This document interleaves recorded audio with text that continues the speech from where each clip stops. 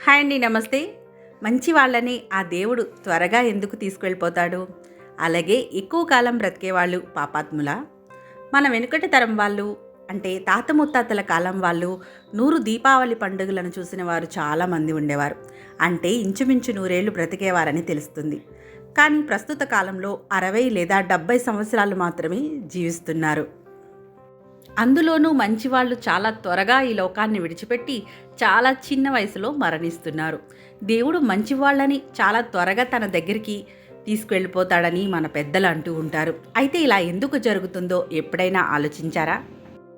చెడు చేసే వాళ్ళకంటే మంచి చేసేవాళ్ళు మాత్రమే ఎందుకు త్వరగా చనిపోతారు? అయ్యో, ఆ దేవుడు ఎంత కఠినాత్ముడు!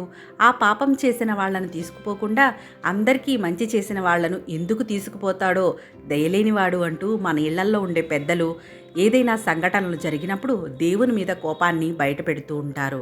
అలా దేవుని మీద కోపాన్ని ప్రదర్శించడం, ఇలా బాధపడటం మనం చూస్తూనే ఉంటాం. అయితే నిజంగా ఇలా జరుగుతుందా? దీని వెనుక అసలు కారణం ఏమై ఉంటుంది?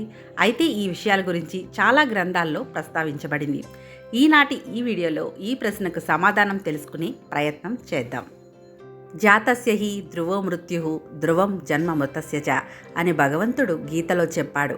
భగవద్గీతలో ఈ సారం గురించి మనందరికీ తెలుసు. మన సనాతన ధర్మంలో ఒక వ్యక్తి పుట్టక ముందే అతను ఎక్కడ, ఎప్పుడు, ఎలా పుడతాడో ముందే నిర్ణయించబడింది అని నమ్ముతారు. ఆ వ్యక్తి ఎవరు? అతని తల్లిదండ్రులు ఎవరు? ఎలాంటి పిల్లలకు జన్మనిస్తాడు? ఎలాంటి జీవితం జీవిస్తాడు?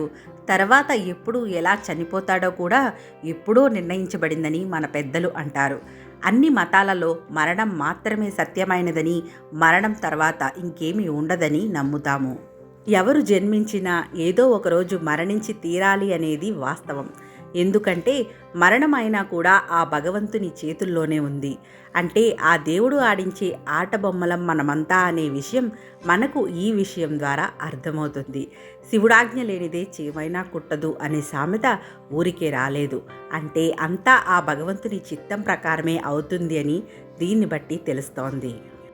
అయితే దేవుడు ప్రతి మంచి వ్యక్తిని ఏదో ఒక కారణం కోసమే ఈ ప్రపంచంలోకి పంపిస్తాడని మన హిందూ మతంలోని పురాతన గ్రంథాల ద్వారా తెలుస్తోంది. ఇక దేవుడు ఏ కారణంతో అయితే ఈ భూమి మీదకు మనిషిని పంపిస్తాడో ఆ కారణం పూర్తవగానే దేవుడు వారిని తిరిగి తన దగ్గరకు రప్పించేసుకుంటాడు. అంటే మంచి వ్యక్తుల మరణం అనేది వారు చేసే మంచి పనులపై ఆధారపడి ఉంటుంది అని హిందువులు గట్టిగా నమ్ముతారు. ఈ కలియుగంలో పాపాలు చేసే పాపులు ఎక్కువ సంవత్సరాలు బతుకుతారని, అలాగే పుణ్యాలు చేసేవారు చాలా తొందరగా లోకాన్ని విడిచిపెట్టి వెళ్ళిపోతారని తెలుస్తోంది.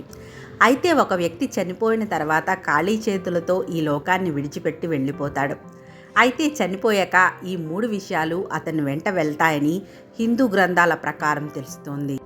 ఆ 3 విషయాలు ఏంటంటే సంచిత కర్మ, జ్ఞాపక శక్తి, మేలుకొలుపు. ఎప్పుడైనా ఎవరితో అయినా సరే ఇలా మాత్రం అనకండి. అదేమిటంటే ఖాళీ చేతులతో వచ్చామని ఖాళీ చేతులతోనే వెళ్ళిపోతామని. కానీ ఆ దేవుడు ఖాళీ చేతులతో పంపించడం లేదు అనే విషయాన్ని ప్రతి ఒక్కరూ తెలుసుకోవాలి. ఏదో ఒక కారణాన్ని మన చేతుల్లో పెట్టి దాన్ని పూర్తి చేసేలా ఆశీర్వదించి పంపిస్తున్నాడు. అలాగే భూమి మీదకు వచ్చాక మనం చేసిన పనులను మన వెంట తీసుకువెళ్తాము. అంటే మనం ఖాళీ చేతులతో వెళ్ళట్లేదు, మనం చేసిన కర్మఫలాలను వెంట తీసుకువెళ్తున్నాం. అందుకే ఖాళీ చేతితో వచ్చామని వెళ్తామని అంటూ ఎవరితో చెప్పకూడదు. అయితే మనకు చాలాసార్లు అనిపిస్తూ ఉంటుంది, మనకి తెలిసిన వాళ్ళలో కానీ ఫ్యామిలీలో కానీ ఎవరైనా చనిపోతే ఎంతో బాధపడతాం. ఎవరికీ హాని చేయలేదు, ఎవరిని హింసించలేదు, అయినా దేవుడు ఎందుకు వాళ్ళని ఇంత త్వరగా తన దగ్గరకు తీసుకుపోయాడు? మంచి పనులు చేస్తే ఎక్కువ కాలం బతకాలి కదా, ఈ పాపాత్ములను దేవుడు ఎన్నడూ ఏమీ చేయడు అనుకుంటూ ఉంటాం. అయితే ఇక్కడ ఒక విషయాన్ని మనం గ్రహించాలి. దేవుడు కారణం లేకుండా ఏమీ చేయడు అనే విషయం మనకి ఈ పాటికే అర్థమయ్యే ఉంటుంది కదా. అయితే మనం పురాతన గ్రంథాల్లో విని ఉంటాం కదా, ఋషులు, మునులు, దేవీ దేవతలు ఎవరైనా కిన్నెరలు, అప్సరసల మీద మోహం పెంచుకుంటే వాళ్ళకి మృత్యులోకమైన భూలోకంలో పుట్టాలంటూ శపించేవారు. ఇలాంటివి మనం సినిమాల్లో చూసాం, కథల్లో విన్నాము. అంటే భూలోకం ఎంత భయంకరమైన, బాధాకరమైన ప్రదేశమో దీన్ని బట్టి మనకి తెలుస్తోంది. అలా శాపగ్రస్తులైన వాళ్ళు భూలోకంలో పుట్టి ఎన్నో కష్టాలను అనుభవించి శాప విముక్తులై మళ్ళీ తిరిగి వారి వారి లోకాలకు వెళ్ళిపోయేవారు. అందుకే భూలోకాన్ని కర్మభూమి అని కూడా పిలుస్తారు. కాబట్టి ఇక్కడి నుంచి మన యాత్ర అనేది మొదలవుతుంది. అంటే స్వర్గానికి వెళ్ళాలా, నరకానికి వెళ్ళాలా అనేది మనం చేసే పనులపైన ఆధారపడి ఉంటుంది. మనిషి చనిపోయిన తర్వాత ఆత్మ యమధర్మరాజు దగ్గరకు వెళ్తుంది. ఇక యమధర్మరాజు దగ్గర ఆ ఆత్మ యొక్క మంచి చెడుల ఖాతా ఉంటుంది. ఒకవేళ చెడ్డ పనులు చేసి ఉంటే గనుక ఆ రుణం తర్వాతి జన్మలో తీర్చుకోవలసి ఉంటుంది. ఆత్మ ఒకవేళ మంచి పనులు చేసి ఉంటే గనుక తర్వాతి జన్మలో ఒక మంచి జన్మ లభిస్తుంది. మంచి పనులు చేసేవారికి దీర్ఘాయువు, చెడ్డ పనులు చేసేవారికి అర్ధాయువు ఇవ్వాలని మనిషి కోరుకుంటాడు. కానీ దేవుడు సృష్టించిన ఈ ప్రపంచంలో జీవించడం అనేది మనిషి లక్ష్యమే కాదు. గత జన్మలో పాపపుణ్యాల బాకీలు తీర్చుకోవడానికి మనం మళ్ళీ మళ్ళీ జన్మిస్తామనేది దేవుడు చెప్పే మాట. ఒక జీవాత్మ ఈ ప్రాపంచిక సముద్రాన్ని 84 లక్షల సార్లు ఈ సంసార సాగరాన్ని ఈదవలసి ఉంటుంది. అప్పుడే అతనికి మోక్షం లభిస్తుందని మన పురాణాల ద్వారా తెలుస్తోంది.